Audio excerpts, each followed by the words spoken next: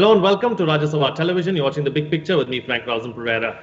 Curfew was imposed across the valley on Tuesday as authorities apprehended violent protests in view of plans by separatists and Pakistan-sponsored groups to observe August 5th, the first anniversary of revocation of Jammu and Kashmir special status as Black Day. Police and CRPF personnel were deployed in strength across the valley to ensure that the plans of the separatists to disturb peace did not succeed.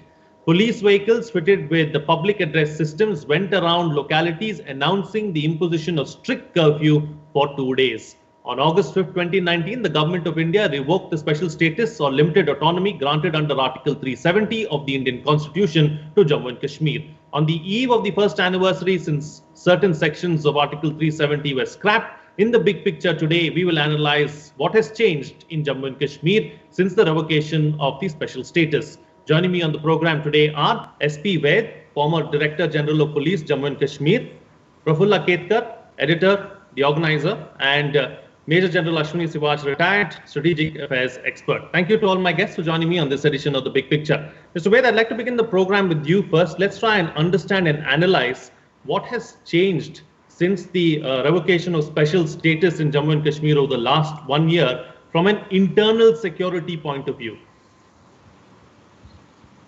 See, if you analyze the situation after August 5 last year, the number of terrorist incidents have come down around 30-40%. The local recruitment has come down. The infiltration level has come down. So that means the vigil in the on the border by Army and the BSF is strict and very well coordinated. The operations are very, very successful in terms of achievement against terrorism. There's a great synergy between the different forces, J&K Police, Army, CRPF. We are getting good results. Stone pelting incidents have come down drastically. Law and order situation, no major law and order situation happened after 5th August. So internal security wise, I think it is auguring well after last year's decision, and it has gone down so far okay. But I would like to add here that now we have politically, constitutionally and geographically integrated Kashmir, Jammu and Kashmir with the rest of India. I think now is the time to emotionally also integrate people of Kashmir Valley with the rest of India. And the overall situation, I feel, is doing well because Kashmiris are generally emotional people. So there is a requirement of, see, every generation has an aspiration. The young boys of Kashmir Valley also have aspirations.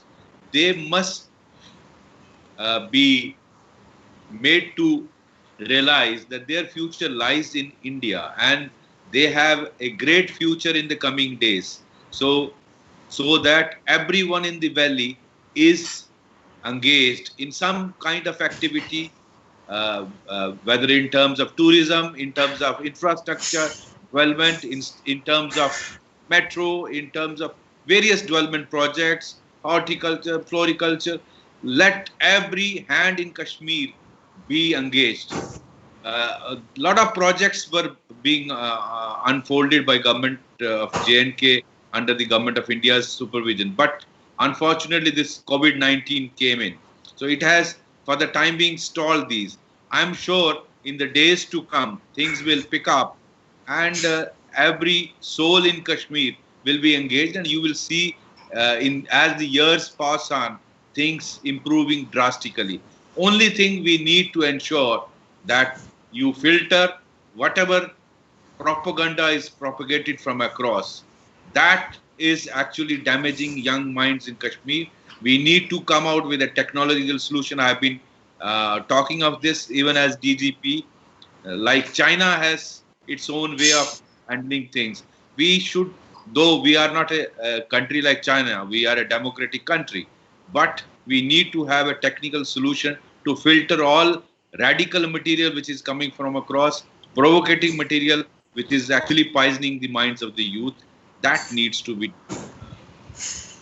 Okay, done. we need a technical solution to filter and to block out the propaganda that comes from across the border and corrupts the mind of the youth, is what the former DGP is suggesting. So, General, I'd like to come to you now and find out from you, from a security and an intelligence point of view, from an external security point of view, what has changed over the last 1 year. Frank, first of all, after Article 370 and 35, which was abrogated on 5th August 2019, the J&K state has been now divided into two union territory. One is Jammu and Kashmir, and one is Ladakh. So both have slightly a different security challenge. Now, first of all, we cover what had changed in as far as Jammu and Kashmir is concerned. Now, as you are aware of it, that once this revocation was done and special status of Jammu and Kashmir was removed, so there was apprehension that there will be some sort of internal disorder which will be backed by the Pakistanis, and you will find people coming in the street. That has not happened at all. Internally, the situation was controlled very well. As far as outside is concerned, the Pakistan is trying its best to send as many terrorists possible, because what has happened in last about 1 year plus, more than 200 terrorists has been eliminated, and majority of these terrorists which have been eliminated are the basically leaders of Lashkar-e-Toba, Jaish-e-Mohammed and Hizb al-Mujahideen. And inside Kashmir, the radicalization has reduced in South Kashmir, and also the HM leadership is also completely wiped off. So now the Pakistanis were feeling the heat. They wanted to send the fresh terrorists, and especially the leadership, which they were trying to infiltrate, because 300 to 350 terrorists have been sitting on launchpad throughout the year and trying to find out a spot to infiltrate. That has not been able to be successful. Our infiltration grid on a line of control has been very effective, and we found that majority of the terrorists has been eliminated on line of control itself. But notwithstanding that, Pakistan will keep on attempting this. 2-3 things which had happened, which had made a tremendous difference is, in Jammu and Kashmir, this Hawala money which was coming through the Hurriyat, which was distributed to the stone pelters and also for other nefarious activities, the NIA has managed to choke it. So that is a very good thing. The second thing is, once the situation has become almost normal in Kashmir Valley, you find no pressure of the political parties, also no pressure of the militants. The intelligence starts flowing from the local, and therefore more coordination of security forces and intelligence, more successful operation, and able to eliminate the maximum charge. Okay, all right, points taken. Let me take the points that you're making forward with Prafulla Ketkar now. The positive developments or the positive change for the better is not limited just to the valley, but also across Jammu and Kashmir and Ladakh, and we have to see it in totality. Prafulla Ketkar. I do find this is the biggest difference, that we have started talking in totality. Otherwise, our obsession with the valley and the 4-5 problematic districts was so obvious, even in the larger think tanks and security discourse, as if entire Jammu Kashmir was in flames. Mr. Vaid would agree with me that the problem is so limited to certain pockets of valley. And we started talking about the Kashmir problem. Now we have identified the problem and focusing on it. Rest of the things can be addressed for larger development discourse. I think that is the biggest difference. I will just give you the figures to understand the what had changed. 593 projects were lingering on for almost 2.5 decades related to just road and bridges. Now, if the things schedule go well, because there are certain problems with the COVID-19 crisis, these projects would be completed by 2021. They are going in full force. Besides that, 111 projects costing more than 2,000 crores of budget already got completed this year by March 31st. So from August to March 31st itself, there is a huge difference when it comes to the delivery mechanism is concerned. But what had changed drastically, Frank, we need to understand is one, at the level of discrimination. Mr. Vaid talked about the constitutional and the legal thing. We have granted domicile certificates to as many as more than 5,000 families who had come from the West Pakistan immediately after 1947. Then there were certain families who had come after 1965. There were certain categories of people, whether Gorkhas, whether Valmikis, whether some women who has got their permanent resident certificate sort of, or domicile certificate. I think as far as implementing our constitution is concerned, there is a huge step forward. Besides that, implementation of GST, Prevention of Corruption Act, Insolvency and Bankruptcy Code, and these are the phenomenal transitional acts that are implemented in the entire union territories, both of Jammu Kashmir and Ladakh. And lastly, I would like to make a point that the forces like Hurriyat, or whatever the so-called the torch bearers of so-called separatism, absolutely become irrelevant. Even some voices are talking about now, they are not talking about special status, they are not talking about separatism. What they are talking about? Restoration of assembly. Restoration of assembly, as the government has already spoken about, will be definitely considered at the appropriate time. But you see, the discourse has completely changed. Now people are talking about restoration of assembly and democratic representation, and not separatism. I think that should be sufficient to understand the impact of amendment to Article 370 and abrogation of 35A. Okay, points taken. Let me take the discussion forward now, Mr. Vaid. Let's talk about some of the things that have been difficult to handle over the last 1 year or so. What were they? How are we trying to address them, and what more needs to be done? See, before that, I would like to just highlight a few things. One is the application of many central laws, which was actually denied. Number two, roughly 5 lakh people of West Pakistan refugees, Balmiki and Gorkha, who were denied basic right, actually have integrated. Now they are the full citizens. All India services and central services were denied the right to settle even after serving for 3 decades. Now they will get these rights. Coming to the Hurriyat, see, Hurriyat is now in disarray. This was actually, they were leading the separatist forces. Now, all that money, as General was mentioning, Hawala money is now choked. So they are not getting money to pay to the stone pelters. That's why you see how stone peltings have come down. Difficulty was, see, as earlier I said, the instigation which is coming from across.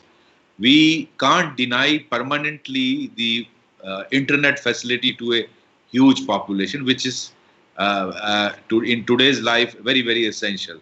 A time will come, you will have to provide this facility. So that's why I was saying, while let every citizen enjoy this, the right of internet and connectivity to the world, but we need to take care technological solution to check Pakistan. Pakistan's one ambition is to disintegrate India, and they one small incident, what happened here 2 days back in Gurgaon, a Muslim boy got beaten up. It is a criminal act. No one condones this, but it will be on the social media highlighted thousands of times to poison the minds of Kashmiri boys. So that we need to check. The number two, because of cutting off internet and mobile telephone system, there was a slump during this period because no information was coming. And you must have seen after 5th August, for a few months, operations were slowed down. But then, as we restored the telephone system, we restored 2G, both technical inputs started pouring in and human input started coming in. and that's why you are seeing in last 2, 3, 4 months number of good operations which we need to continue further.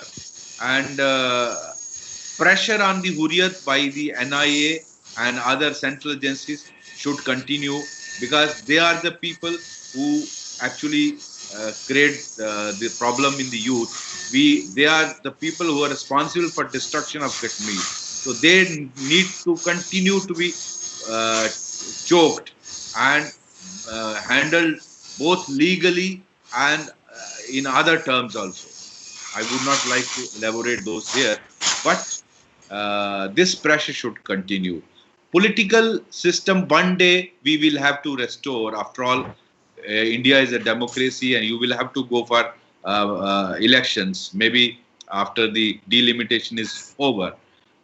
There was, before central rule, there was actually on the local police, political system is an integral part of the system. So there were some limitations to the local police to act. With the governor's rule and abrogation of Article 370, that has actually has gone. So that we need to work out mechanism that when political system comes, how we can ensure the fair working of police so that they are not unduly interfered in. That's my worry in the days to come. Yes, certainly. Talking about worries in the days to come, General, let's focus on the valley and let's talk about some of the challenges that we need to brace for from across the border. As far as the valley is concerned, what are some of the challenges that you see in the months and years to come, and how do we address those challenges? Frank, as what I was trying to tell you, as far as the valley is concerned, our biggest challenge is that Pakistan deep state will like to send the terrorists and create a problem inside Jammu and Kashmir and show to the world that the Jammu and Kashmir is boiling, especially after the abrogation of Article 370 and 35A. So far, Pakistan has failed completely. The world has seen it. There is never, as far as Kashmir and Ladakh is concerned, it has been very peaceful in last 1 year. The violence level has reduced. The terrorists which are killed are maximum. The leadership is wiped off. So Pakistan will keep on trying. Pakistan is not going to, sit idle. Will keep on trying to spread the propaganda, information war, cyber war. It will create and sort of a problem in Kashmir, which so far it is not successful. So therefore, the challenge is that once we open up the communication from 2G to 4G, the challenge will increase further. Now, the other 2-3 issues which are coming with this is, the problem in Jammu and Kashmir is that why are the youth joining the militancy, or why are they getting radicalized? The basic factor is that the youth is not getting an opportunity of employment. And that is what the government was thinking. Today there are no industries in Jammu and Kashmir. There is hardly any option for employment. And this is where the government of the day was thinking, 80,000 crore rupees was given by the Prime Minister Relief Fund in 2015. Only 10 to 15% was utilized till last year. Now it is about 49%. So the development will start taking place now. There are 168 MOU which has been signed with the global players, and almost 13,600 crore rupees for investment will come in. 85,000 employment vacancies are lying in Jammu and Kashmir. Out of them, 800 are of gazetted officer, and rest of them are class 4 and non-gazetted. They have not been taken. So our biggest challenge as far as Kashmir Valley is concerned, to ensure that the youth which is not having enough opportunity must be employed. Okay. So, Prafulla Ketkar, let me take a couple of points forward with you now. This issue of development, how key is it? How important is it? And by when can we see the kind of development that the Prime Minister dreams of in Kashmir? See, Frank, I think the future, when we talk about, realizing the complete integration, what was called as the emotional integration. See, 370 was a barrier or a hurdle or an unseen wall that was created by vested interest I would like to, add what or slightly, interpret it in a different way. See, youth didn't join the militant camp because they were unemployed. I don't take this as this simplistic thing. The radicalization and the vested interest ensured that the fruits of development do not reach to them so that they can join militant. 370 was that barrier that was used or misused rather or abused to create that kind of atmosphere. So I think the first challenge and the first responsibility is now that in the new situation, the structures of governance, even the local bodies or what was called there as village development,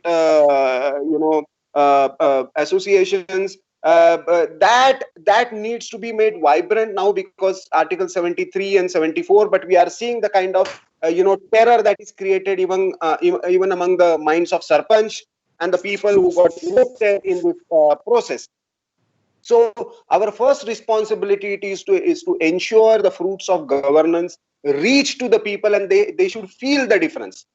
Secondly, delinking not just the psychological, the information, the radicalization, but even the financial and the other kind of material that is being created and internationally propagated. Because Kashmir is, there are not just vested interests within the valley. There are vested interests all over the world who have been surviving on the so-called Kashmir discourse for decades together, and they have sold Kashmir issue to the world to collect money. So we have to deal with them as well. But the third and the most important point I feel is there are many voices, there are many organizations, there are many forces, not just in Jammu and Ladakh, but even in the valley, who have been nationalists to the core, who have been fighting for the cause of India, who have been stating the constitutional and the integrationist position of India, but unfortunately they didn't get the enough voice to speak about. I think giving them a voice is also an important step to realize what Prime Minister has been talking about. The real Jamhuriyat, what they are talking about. Kashmiriyat was anyway fake because it was discriminatory for me because it was anyway excluding Jammu and Ladakh. But Jamhuriyat, as far as Jamhuriyat is concerned, I think there are multifaceted challenges and we have to deal with them at the social, economic, political, as well as emotional level. And it has to be a national issue. It cannot be a valley-centric discourse. Jammu Kashmir, Kashmir or Ladakh cannot be the issue of that region only. It has to be considered as a national. All right, time to get quick closing comments now from all my guests. I've got about 3 minutes left on the program, so in 1 minute each, the best way forward. Starting first with you, Mr. Vaid. As far as going forward is concerned, what do we need to ensure? What do we need to do to ensure that there is integral growth and also there is no sense of alienation among the people of Kashmir?